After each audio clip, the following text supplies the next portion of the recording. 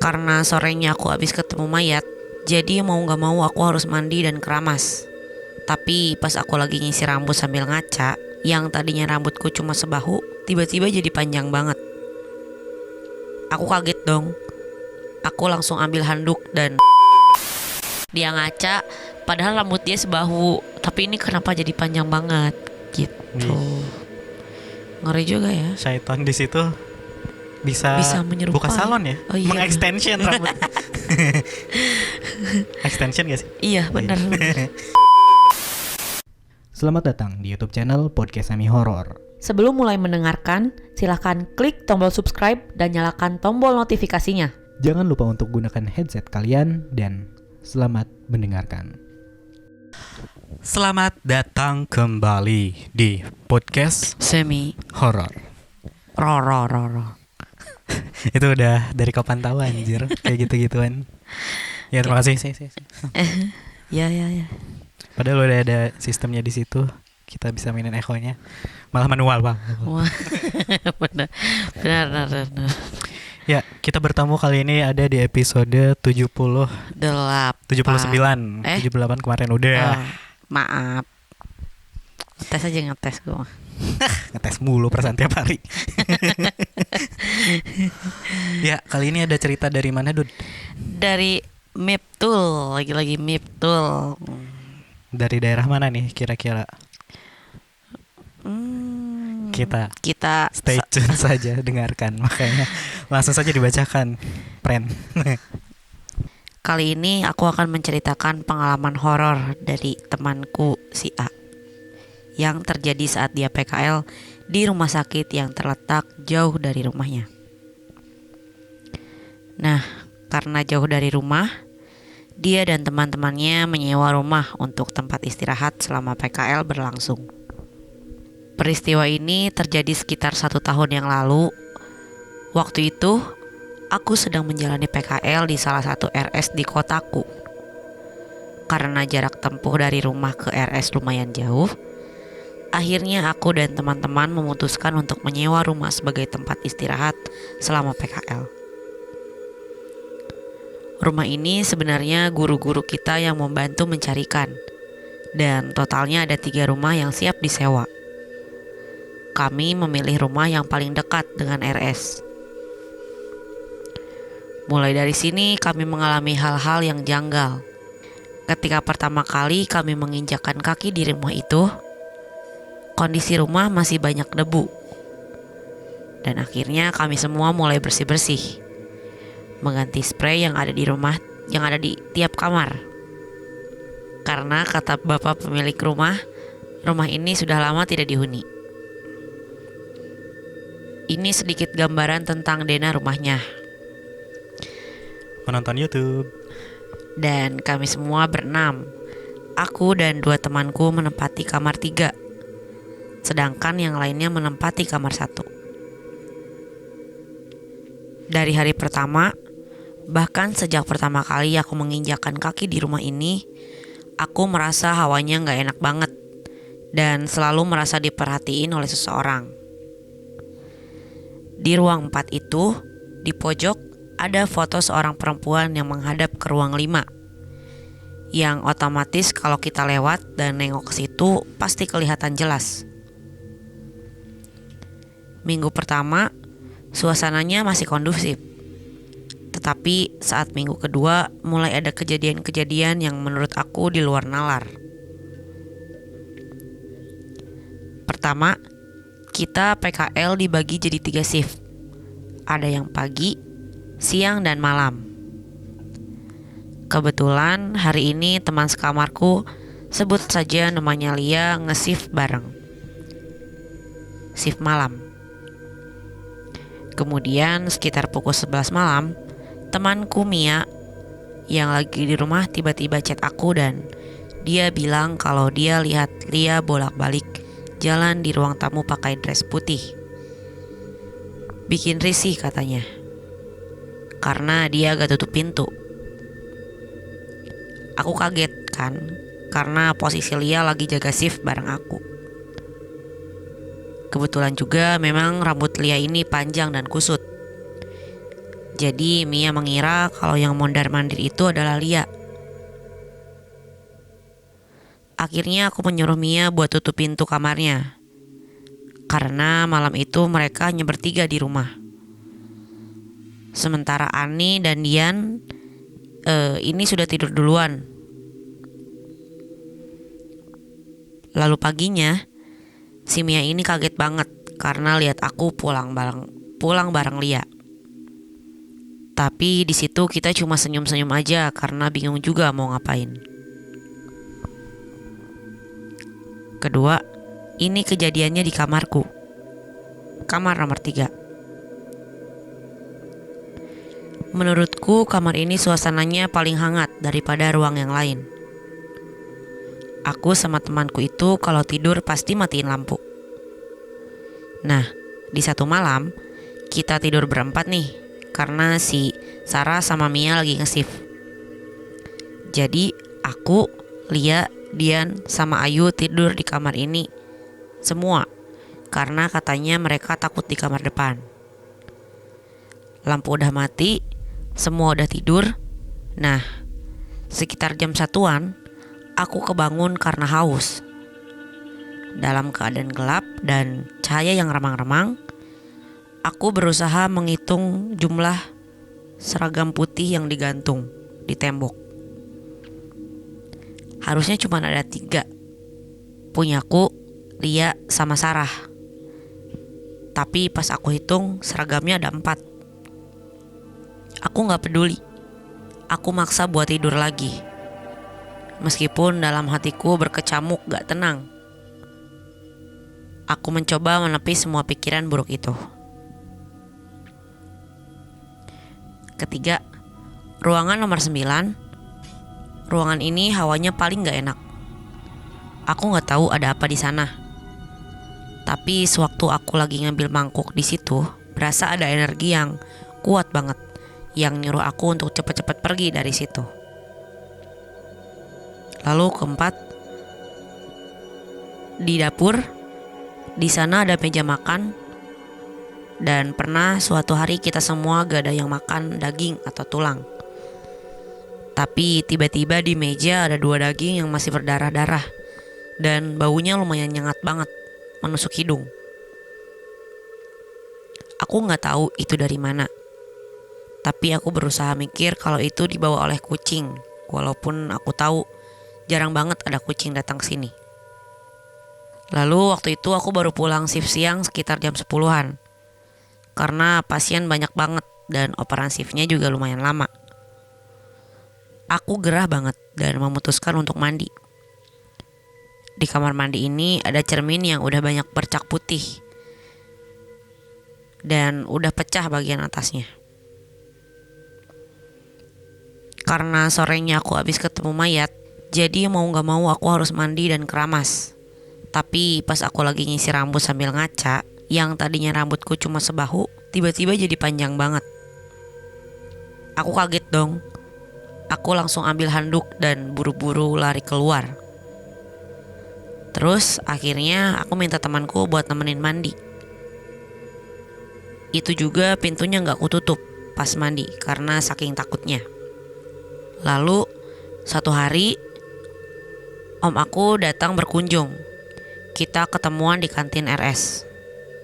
Dan omku nanya, "Ngekos di mana?" Aku jawab, "Itu di seberang di belakang warung itu." Lalu omku nanya lagi, "Di rumah Pak Mahmud?" Ku jawab aja gak tahu karena aku emang gak tahu nama bapak pemilik rumah tersebut. Kemudian omku menceritakan sesuatu. Jadi dulunya rumah ini tuh dihuni berlima. Bapak, ibu, sama 3 anaknya. Tapi si ibu ini kena kanker sampai akhirnya meninggal. Tapi fotonya masih bapak pajang di situ. Nggak tahu apa alasannya. Gak lama setelah itu, anaknya yang masih SMA ikut meninggal juga karena sakit. Terus beberapa tahun kemudian, anaknya yang satu meninggal lagi karena kecelakaan. Nah, Jadi sisa bapak sama satu anaknya lagi kan. Si anak yang ini nikah, terus tinggal sama istrinya. Si bapak juga nikah lagi, jadi rumah ini kosong selama itu. Terus omku sempat nanya, ada yang aneh gak sama rumahnya? Di situ aku jawab gak ada. Tapi omku kayak gak percaya. Akhirnya aku jujur kalau banyak hal yang aneh yang ku alami, tapi gak diceritain secara detail. Oh ya, teman-temanku ini hampir semuanya jorok. Yang suka bersih-bersih hanya aku dan si Lia saja. Jadi kemungkinan karena itu juga mereka betah gangguin kami semua. Selama di kontrakan juga kami sering ribut. Keadaannya benar-benar gak nyaman. Selalu ada masalah yang kita semua tuh sebenarnya gak tahu masalahnya apa. Terkadang hanya masalah sepele, tapi berantem gitu, diam-diaman. Kadang sampai sindir-sindiran juga. Sampai akhirnya kedua temanku, si Dian dan Sarah, pindah kontrakan. Aku merasa selalu ada yang nyulut emosi terus gitu. Kita semua yang pas pertama datang rajin sholat, jadi tiba-tiba malas sholat semua. Losing control banget, gak bisa ngatur diri sendiri. Selama ngontrak juga, aku gak pernah sekalipun cerita di balik rumah ini ke teman-teman, karena aku gak mau bikin suasananya jadi makin gak kondusif. Waktu itu keburu pandemi, jadi kita semua dipulangkan. Nah, baru nih di sini aku cerita semua yang sebenarnya di balik rumah ini. Dan ketika aku cerita ini semuanya udah akur lagi. Terus teman-temanku juga cerita kalau mereka juga ngerasa rumah itu hawanya gak enak banget. Dan katanya aneh banget karena mereka jadi gak bisa ngontrol emosi. Di sini temanku berasumsi mereka dalam tanda kutip sengaja bikin kita berantem biar kita semua pindah satu persatu, biar rumahnya kosong lagi. Sewaktu kami masih di kontrakan, sering ada teman-teman kita yang lain yang pada main. Kadang juga guru kita main.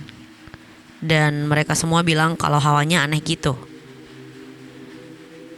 Sebenarnya masih banyak kejadian yang teman-temanku ceritain, tapi kayaknya cukup sampai di sini aja.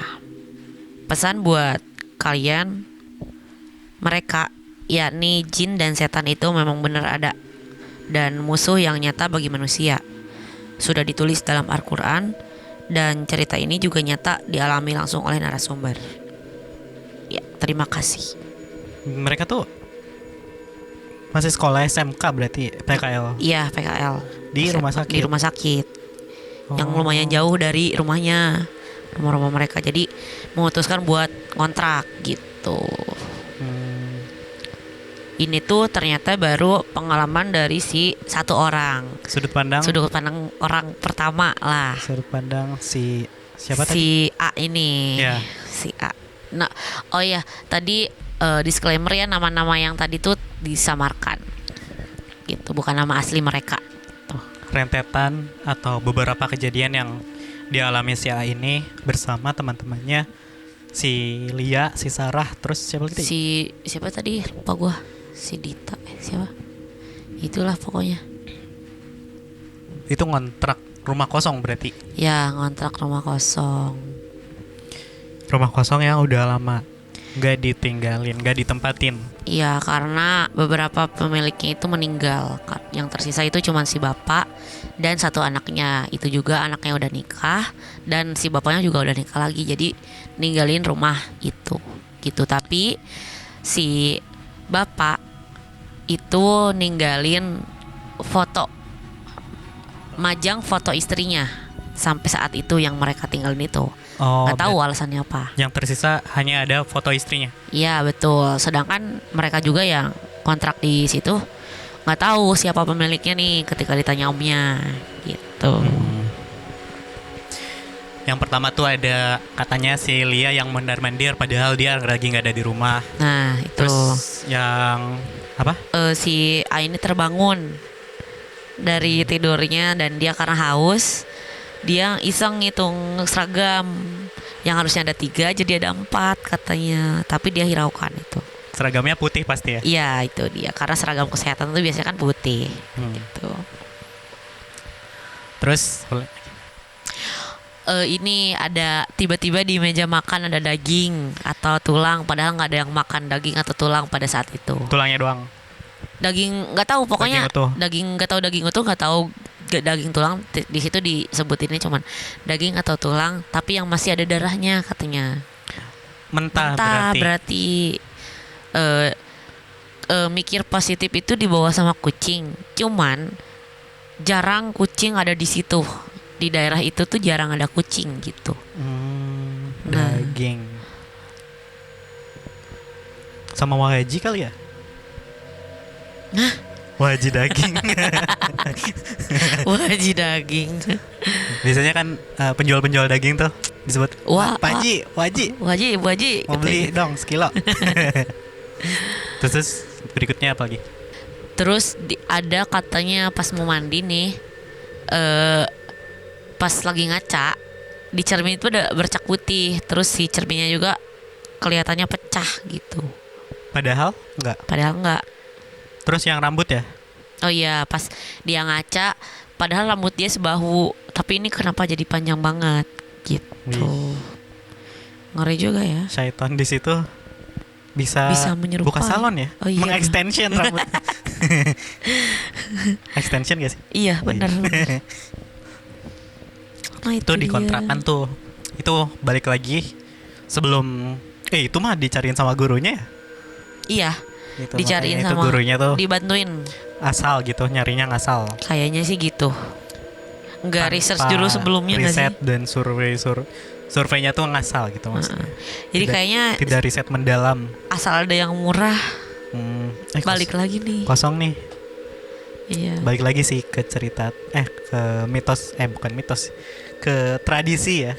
Tradisi survei ngasal dan yang penting murah dan Luas kali ya, yang penting Enak. murah, luas. ya terlihatnya dari luar mungkin Oke aja. oke.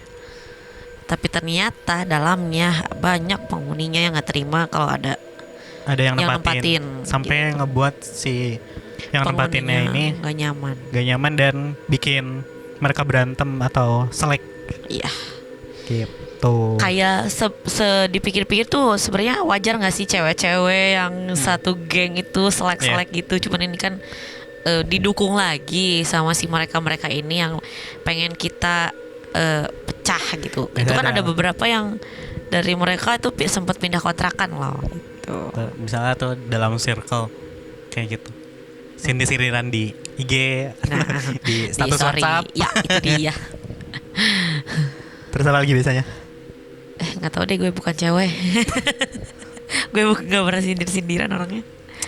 Disindirnya tuh pakai JJ. Wih deh, kan suka ada kata-kata kok sebelum jeledak-jeleduknya. Jedak-jeduk deng. Kata-kata mas. Kata-kata hari ini mas. Swenggol doang. Itu Nah, dia itu tadi dia. cerita dari Mbak Miftah yang diceritakan oleh si A Ya betul. di episode 79. Buat kalian yang pengen kirim cerita, boleh langsung aja kirim ke email kita di @podcastsemihoror. Iya benar. Salah deng, salah itu di Instagram. Aduh kenapa nih, kenapa perasaannya kok ada gangguan gini? Iya. Nggak jadi ngefokus. Dari episode kemarin ya. Iya ada Penuh terus. gangguan, anjir. Aduh ya Allah. Penonton YouTube mungkin bisa Bisa melihat. dan ikut merasakan mungkin. Nah, buat kalian yang pengen kirim cerita boleh langsung aja DM di Instagram kita @podcastsemihoror atau di Twitter. Kalau kalian pengen kirim di Twitter ada @pod_semihoror. Follow kita juga di TikTok di @podcastsemihoror, atau juga bisa kirim ke email kita di podcastsemihoror@gmail.com. Jangan lupa juga buat kalian subscribe YouTube channel Podcast Sami Horor. Subscribe, nyalakan Iya. loncengnya. Ya, biar selalu update episode-episode dari kita.